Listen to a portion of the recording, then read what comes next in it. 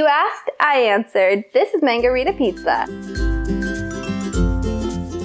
One culinary trick that's been an absolute lifesaver in my kitchen is that wherever you use tomatoes, you can use mangoes. And yes, I know that sounds a bit sus, but let me explain. I'm allergic to tomatoes, which means I can't eat them without suffering the consequences, something I'd rather not.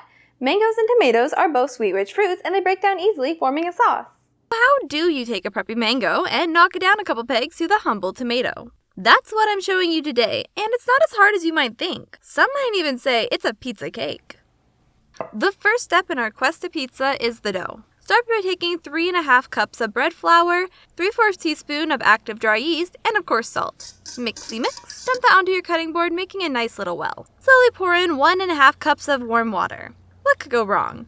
Oh, that. Didn't know I had to be a beaver to bake. Well, now you do. Let's try that again. In a bowl, not your cutting board, do all the same steps. Get your flour, yeast, salt, and warm water. Using a fork, slowly mix around the edges, pulling in a small amount of flour until a shaggy dough forms. Then use your hands to continue kneading in the remaining flour.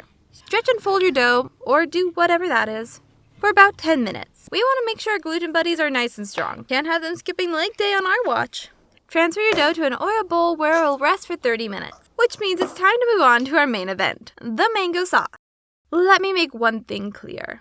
You do not have to use canned mangoes. If you are some kind of mango savant and have never picked a bad mango in your life, go for it. Go right ahead. But I have a bad history, and picking a good mango is a skill I lack. So 28 ounces or 828 milliliters of rinsed canned mangoes go into the bowl. Lightly blend, or if you're feeling particularly feral, squish with your hands until a thick sauce forms.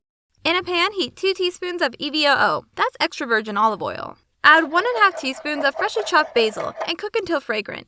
Next, add a ½ teaspoon of dried oregano and a ½ teaspoon of salt. Mix that together before pouring in your freshly squished mangoes. This next step is super important. It's the only thing standing between perfection and utter failure. Okay, maybe not utter failure. But without adding a 4th teaspoon of sumac to increase the acidity, your sauce is going to taste closer to a Hawaiian pizza than a Margherita pizza. But hey, if that's what you're going for. On to the fun part, assembling our pizza. Grab your dough and some courage because it's time to shape this bad boy. Start by forming a circle. Let gravity give it a good stretch. If you're really brave, or dumb, you can try tossing your dough like a true pizza master. But first, let's go over the correct pizza tossing form. Your arms should be raised so that your hands are just under your chin. Have your pointer and middle fingers raised slightly above the others. This will be where we're catching our dough. Make sure to have your fingers tucked in so that the dough lands on your knuckles. You don't want to risk poking a hole through it. I'm all for holy pizzas, but this ain't it. Let's see how I fare. 1, 2, up! Look at those eyes. That's the look of fear. Once you're done risking life and cute kitty sweater, add your sauce, your cheese, dairy-free or not, and top with whole basil leaves.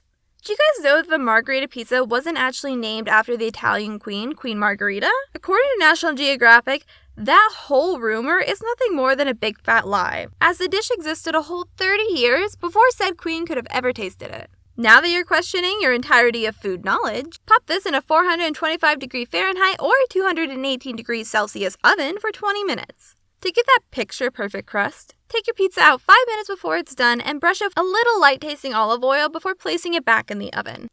This pizza is a win in my books. It's better than any tomato version ever was.